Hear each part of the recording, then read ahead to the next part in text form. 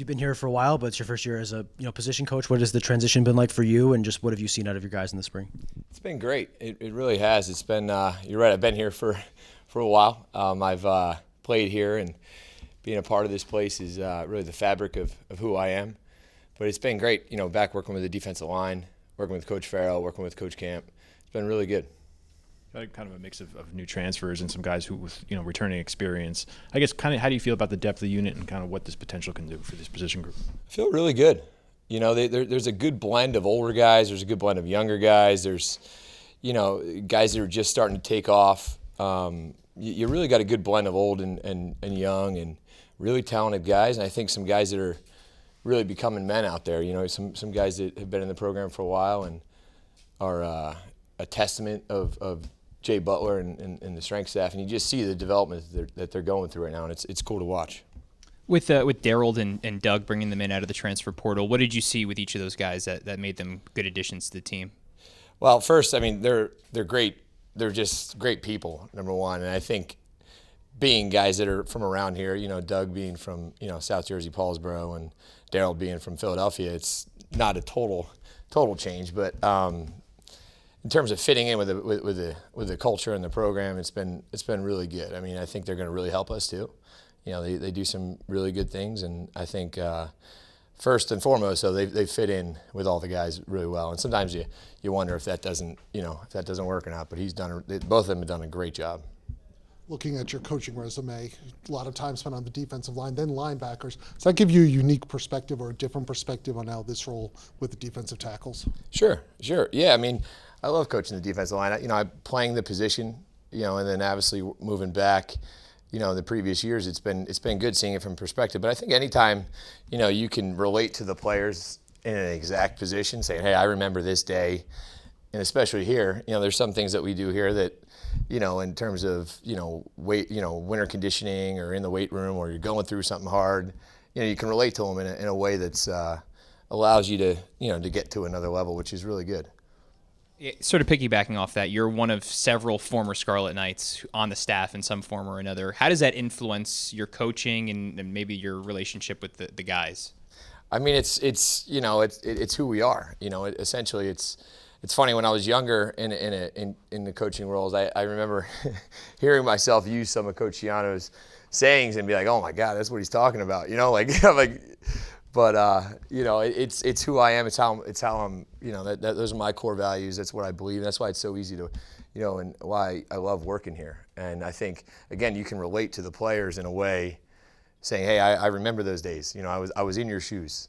And I think also it's unique to perspective to see how great this place can be, right? Because I was here, when we were number 7 in the country at one point, and this place was, ripping and roaring, and we did have celebrities on our sideline, and I mean, it was a pretty cool place, and those night games and on Thursday night and stuff like that.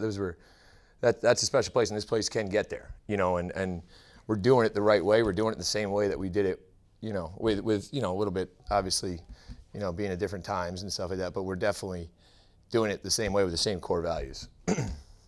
Coach, still early, but over these last couple of weeks, have you seen anyone in the room kind of emerge as more of a leader compared to the rest of them? Yeah, I mean, you start with the older guys, those older guys like Keyshawn and Zaire, and then even the transfers that have come in. They've played a lot of football, so there's a lot of respect there.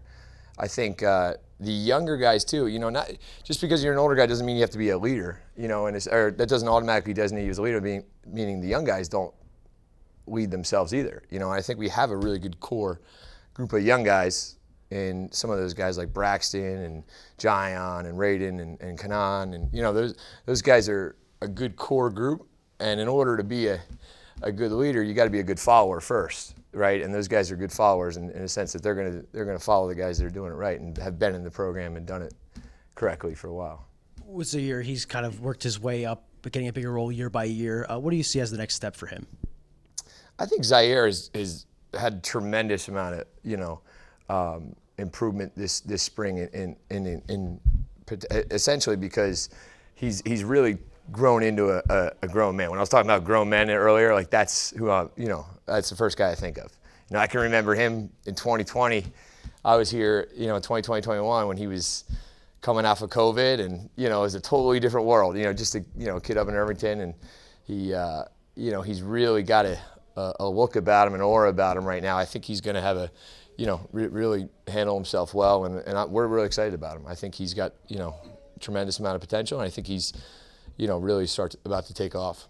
Final question. Kind of similar with Keyshawn too, kind of with the strides that he's taken over the last couple of seasons. I guess where have you seen his development, and kind of what's his focus this offseason as he looks to take that next step? You know, it's Keyshawn is another one I think of. I immediately think of, you know, recruiting him, but both of those guys are just a testament to this program. I mean, I saw it when I played for years. You go in as a freshman, you, whether you're redshirt or not, you play a little bit, you know, you stay in the program, you stay with JB, you do what we ask you to do, and it usually doesn't not work, if that makes sense. I don't know if that's the right way to say it, but it usually works is what I mean. Like, if you're doing it the right way and yet you believe in the core values and you handle your business and you do what you're supposed to do when you're supposed to do it, it usually works out for you. You know, and usually we're recruiting the right guy, so they have the right amount of talent. So the other stuff, it usually, you know, it usually works out for you if you believe in it. So. Thanks, Coach. Good. Thanks. Appreciate it.